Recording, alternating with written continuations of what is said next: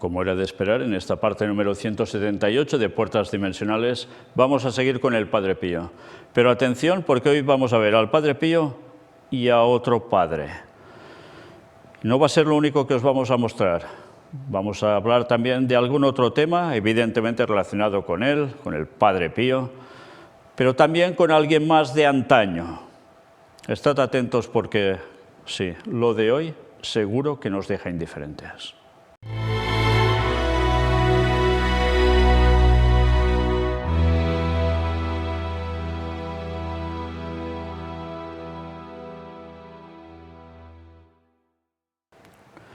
Mirad para empezar este artículo. El misterio de los estigmas del Padre Pío analizado por un científico. Congreso Internacional en el Ateneo Pontificio Regina Apostolorum. Era noticia del 12 de abril de 2002, hace más de 20 años ya. Uno de los fenómenos más misteriosos de la vida del Padre Pío de Pietrelcina fueron sin duda los estigmas. Las heridas en las manos, en los pies, en el costado que sufrió Cristo en la Pasión. Ahora, uno de los máximos expertos científicos en la materia ha ofrecido una interesante aclaración. El doctor Nicola Silvestri, subdirector sanitario de la Casa Alivio del Sufrimiento, ya sabéis quién lo hizo, ¿no?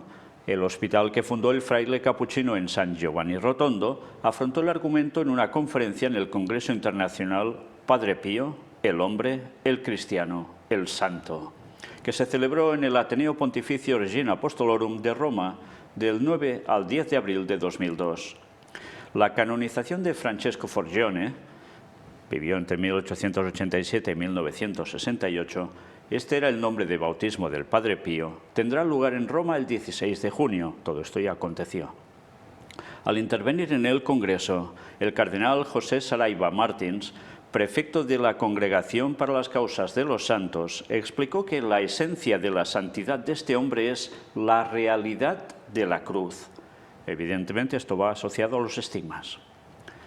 El Padre Pío escribió, recordó el purpurado, cuanto más quiere Jesús elevar un alma a la perfección, tanto más le aumenta la cruz de la tribulación. Y uno de los sufrimientos físicos más grandes experimentados por el fraile fue precisamente el de los estigmas. Desde el punto de vista médico, precisó el doctor Silvestri en su conferencia, los estigmas no pueden considerarse como heridas o llagas, pues no tienden a cicatrizar ni siquiera cuando son curadas. No sufren procesos de infección ni de descomposición, no degeneran en necrosis, no emiten mal olor, sangran y permanecen estacionarias e inalteradas durante años contra toda ley de la naturaleza. El subdirector del hospital fundado por el Padre Pío subrayó que los estigmas son la reproducción exacta, incluso por lo que se refiere al lugar, de las llagas de Jesús, según los estudios de la Sábana Santa.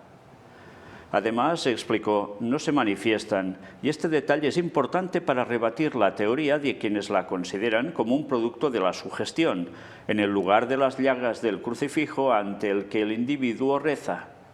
En efecto, hasta el siglo XVII, los crucifijos tenían la llaga del costado a la derecha, mientras que los estigmas se producían en el costado izquierdo. Interesante esto, por lo que hemos llegado a hablar de la llaga de Jesús. El científico explicó que, sobre estos fenómenos, la Iglesia es justamente severa y solo tras rigurosos estudios y controles de médicos y teólogos se ha pronunciado en un número bastante limitado de casos. Para reconocerlos como válidos, siguió diciendo, la Iglesia exige ciertas condiciones que deben caracterizar a este fenómeno. Deben aparecer todos al mismo tiempo. Deben provocar una importante modificación de los tejidos. Deben mantenerse inalterados a pesar de las terapias médicas. Deben producir hemorragias. Deben carecer de infecciones o supuración y de cicatrización instantánea y perfecta. Hay al menos unos 80 santos y beatos cuyos estigmas han sido válidamente documentados, reveló el médico. La Iglesia reconoce el fenómeno, pero no propone creer con sentencia dogmática o doctrinal en ellos. El doctor Silvestri ha explicado que existen también casos de falsos estigmas, sobre todo entre personas víctimas de histeria que se provocan ellas mismas las heridas. sobre la naturaleza de los estigmas, el doctor Silvestri indicó que son múltiples las teorías propuestas por escuelas diversas que intentan negar el carácter sobrenatural de los estigmas. Ninguna de estas hipótesis, sin embargo, resiste la crítica objetiva y rigurosamente científica, reconoció. Ni la medicina ni la psicología, y ni siquiera los positivistas intransigentes como Jean-Baptiste Dumas, han podido negar la realidad del fenómeno. Si los estigmas dependieran de fuerzas naturales, explicó el doctor Silvestri, habrían aparecido en todos los tiempos y se debería encontrar la descripción en la literatura médica, mientras que hasta el siglo XII, cuando aparecieron en el cuerpo de San Francisco, no se había hablado de estigmas. Los verdaderos estigmas, hasta ahora estudiados, se presentan por sus características internas y externas fuera de todas las leyes que regulan la fisiopatología, y hay que considerarlos como fenómenos de tipo sobrenatural, concluyó. Bien interesante, ¿eh?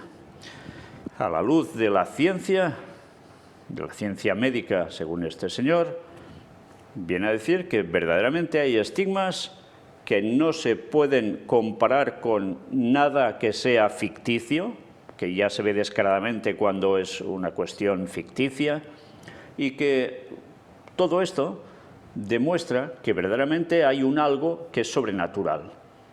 Con lo cual, además nos dice, qué interesante, lo de la llaga en la sábana santa, lo de la llaga en los crucifijos, en qué lado, y además, en qué lado los tenía precisamente este hombre, el Padre Pío. Bien, todo esto, fijaos cómo evidentemente, aunque dice que no es una cuestión dogmática o doctrinal, hace que gran cantidad de gente se incline ante ello para decir que esto es un privilegio divino dado a este hombre para que llegara a ser un santo excelso y, como no, arrastrar a un montón de personas, ya veis a qué, a una idolatría y a un espiritismo brutal. Pero claro, si la gente ve que esto es una realidad, aquí se acaban muchas cosas, muchos dilemas. Algunos seguirán dudando, evidentemente, seguirán diciendo esto son tonterías, esto no puede ser, etc. Pero ya sabéis que las cosas, cuando se presentan ante la gente de un modo rotundo, los sentidos hacen que sucumban. Y Satanás lo sabe muy bien. Y Satanás no es tonto, es malo, pero no es tonto. Y sabe cómo embaucar. Si esto más o menos os ha sorprendido un poco para constatar que el Padre Pío tuvo todo esto, atención ahora. Padre Pío, Bernardo de Clairvaux y la llaga de Cristo en el hombro. Anda, ¿en el hombro también? Mirad, era el 30 de abril de 2014 que aparecía este artículo en un medio católico. ¿Qué tienen en común el místico medieval San Bernardo de Claraval y el monje moderno San Padre Pío? Bueno, ambos son santos, compartiendo la recompensa eterna que Dios ha preparado para ellos, es lo que nos dicen en el artículo. Pero más allá de eso, ambos tenían una sincera devoción por el hombro llagado de Cristo. Jesús tenía el hombro llagado. Ahora veréis qué nos cuentan al respecto. San Bernardo de Clairvaux, el abad y místico francés que ayudó a renovar la orden cisterciense en el siglo XII, de la cual hablaremos también próximamente, si Dios quiere, estamos documentando temas para todo ello, relató en los anales de Clairvaux una conversación que había tenido con nuestro Señor. Mira qué cosas, ¿eh? Oró preguntando a Jesús cuál era su mayor sufrimiento no registrado, y el Señor le respondió: tenía en mi hombro, mientras llevaba mi cruz en el camino de los dolores, una llaga grave, más dolorosa que las otras, y que no es registrada por los hombres. Honra esta llaga con tu devoción, y yo te concederé cuanto pidas por su virtud y mérito. Y a todos los que veneraren esta llaga, les perdonaré todos sus pecados veniales, y no me acordaré más de sus pecados mortales. Vaya declaraciones de este, entre comillas, Jesús hablando con el abad. Qué cosas, ¿no? En fin, bueno, pues atención a esto, porque esto continúa. sobre el padre Pío de Pietrelcina, fraile capuchino, sacerdote y místico, murió en 1968. El padre Pío fue conocido como un confesor y un hombre santo que durante más de 50 años llevó las heridas de Cristo, los estigmas, en sus manos y pies. En un libro publicado en italiano por el convento de San Pío, titulado Il Papa e il Frate, el autor Stefano Campanella informó que el futuro San Pío había tenido una vez una conversación muy interesante con Karol Wojtyła, el futuro San Juan Pablo II, que fue papa. Según Campanella, el padre Wojtyła le preguntó al padre Pío cuál de sus heridas le causaba más dolor. Padre Wojtyła esperaba que el padre Pío dijera que era su herida en el pecho, pero en cambio el padre Pío respondió: «Es la herida de mi hombro, que nadie sabe y nunca ha sido curada o tratada». En 2008, 40 años después de la muerte del padre Pío, el autor Frank Rega escribió sobre el padre Pío. En una ocasión, Padre le había confiado al hermano Modestino Fucci, ahora portero del convento del Padre Pío en San Giovanni Rotondo, Italia, el padre, que sus mayores dolores ocurrían cuando se cambiaba la camiseta. El hermano Modestino, como el padre Wojtyła, pensó que el padre Pío se refería a los dolores de la herida del pecho. Luego, el 4 de febrero de 1971, al hermano Modestino se le encomendó la tarea de hacer un inventario de todos los objetos de la celda del padre difunto en el convento y también de sus pertenencias en los archivos. Ese día descubrió que una de las camisetas interiores del padre Pío tenía un círculo de manchas de sangre en la zona del hombro derecho. Esa misma noche, el hermano Modestino pidió en oración al padre Pío, o sea, al muerto, que le aclarara el significado de la camiseta manchada de sangre. Le pidió al padre que se le diera una señal si realmente llevaba la herida del hombro de Cristo. Luego se durmió, despertándose a la 1 de la madrugada o de la noche, con un dolor terrible e insoportable en el hombro, como si lo hubieran cortado con un cuchillo hasta el hueso del hombro. Sintió que moriría por el dolor si continuaba, pero duró poco tiempo. Entonces la habitación se llenó del aroma de un perfume celestial de flores, el signo de la presencia espiritual del Padre Pío, y escuchó una voz que decía: «Esto es lo que tuve que sufrir». Qué cosas, ¿no? Si este relato es cierto, un demonio haciéndose pasar por el Padre Pío y con ese típico ya perfume de flores, que dicen celestial, resulta que le narra que tuvo esa herida allí. San Bernardo de Clairvaux, después de recibir el mensaje de Cristo sobre el dolor que experimentó en su hombro, buscó fomentar la devoción a la llaga de Cristo en el hombro y escribió esta oración: «Oración al hombro llagado de Cristo».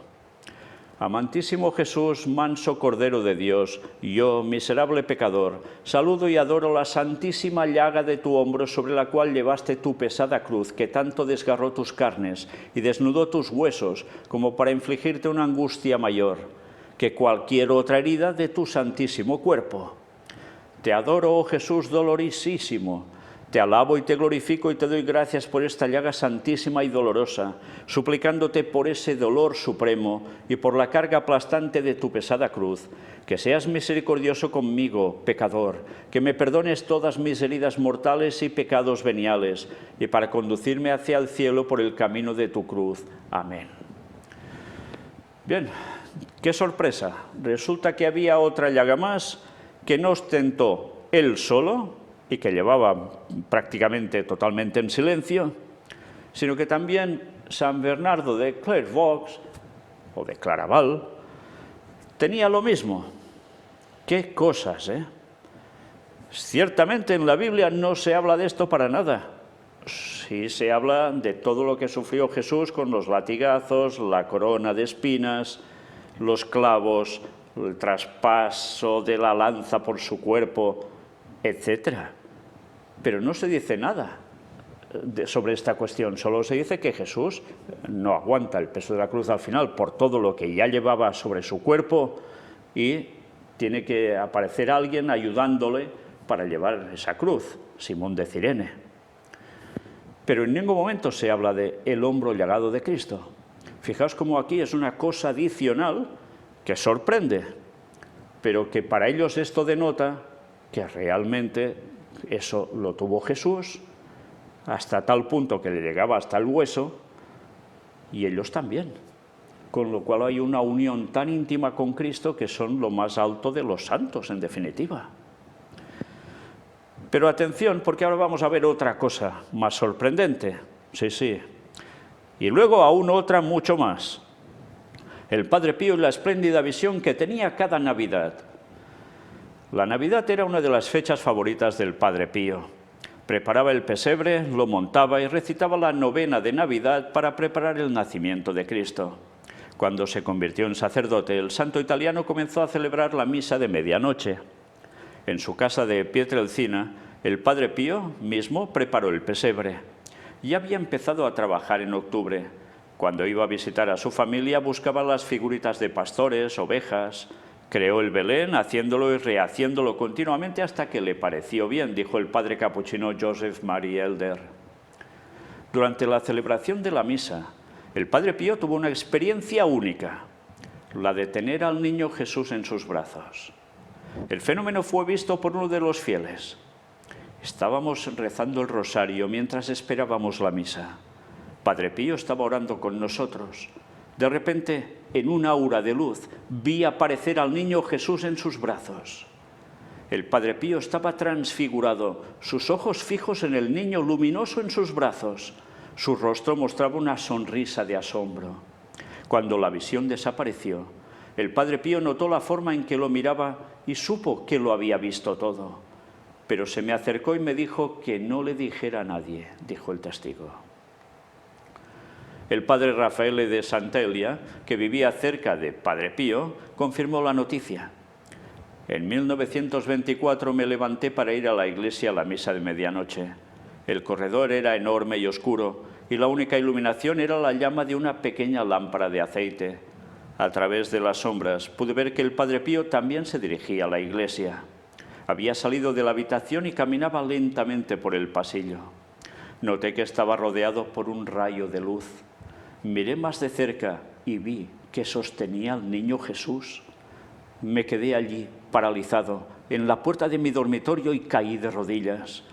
Padre Pío pasó todo radiante, ni siquiera se dio cuenta de que yo estaba allí. Vaya cosas, ¿eh? El Padre Pío con el niño Jesús en sus brazos. Ahora imaginaos, Jesús que está en el cielo intercediendo por nosotros hasta que esto se acabe dentro de pocos años, y resulta que es capaz de aparecerse como otra vez un niñito y se pone en brazos, ya veis de quién. Y no es el único caso que se cuenta dentro de la Iglesia Católica sobre esto, pero sobre todo, recordad que en el fenómeno ovni dijimos exactamente lo mismo, que hay personas que se les aparecen esos seres que dicen que son extraterrestres y les van a llevar una criatura. ¡Qué cosas, eh! Bueno, pues una vez más ya estamos viendo que hay una conexión entre cuestión diabólica que se hace pasar por extraterrestres y la cuestión diabólica que se hacen pasar directamente por Jesús y como niño. ¿Qué formas de engañar tiene Satanás tan impresionante? Y bueno, si alguien vio esto, imaginaos si esa persona puede dejar de creer en lo que está viendo, porque por los sentidos ya está captado. Pero esto no es todo, porque ahora vendrá el plato fuerte. Supuesta bilocación de un amigo del Padre Pío fue captado en cámaras. Era el 1 de julio de 2019. Y mirad qué nos dicen aquí. Mirad bien a este señor, fijaos bien en él. Algo de lo que podríamos estar seguros es que el Padre Pío tenía muchos amigos, pues era un personaje muy querido. Quizás, como algunos de nosotros, él tenía amigos muy peculiares, especiales. Quizás este sea el caso del sacerdote Domenico da Cese, quien vivía en un santuario en Manopello, Italia. Ellos dos tenían muchas cosas en común, sobre todo su fidelidad y amor a Cristo. Y ahora mirad esto, supuesta bilocación de un amigo del Padre Pío fue captado en cámaras, muerte del Padre Pío. Este sucedió en 1968 y conmocionó a toda la Iglesia. Según el libro que aparece aquí, el padre Domenico realizó una gran hazaña para poder ver el cuerpo de su amigo. ¿Qué os imagináis que es? Según indicó esta obra, el padre Domenico había informado a su superior que lamentablemente no podía asistir al funeral del Padre Pío y que tenía que quedarse en el santuario. Sucedía que él tenía que recibir a unos peregrinos que se iban a hospedar en el santuario y esto le quitaba la posibilidad de viajar a San Giovanni Rotondo, donde murió el gran santo. Y ahora la bilocación.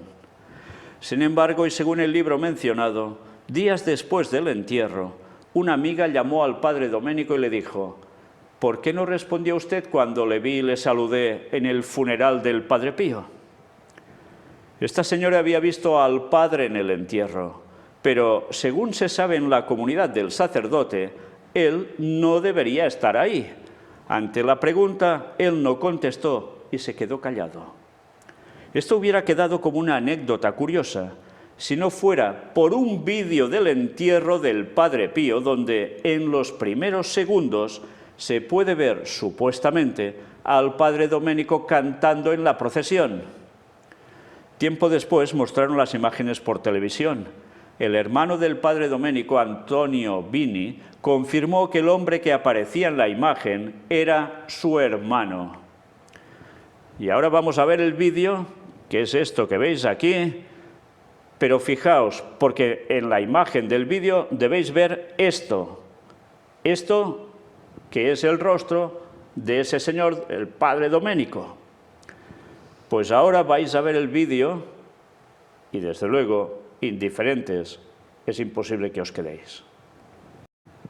Pues allí aparecía misteriosamente presente en el cortejo fúnebre del Padre Pío el padre Domenico d'Acese, que resulta que estaba en otro lado y también allí, y que hubo un testigo que lo vio, le pregunta a él, calladito, no dice nada, y además el vídeo muestra que realmente estaba allí, si no tenía un doble, claro.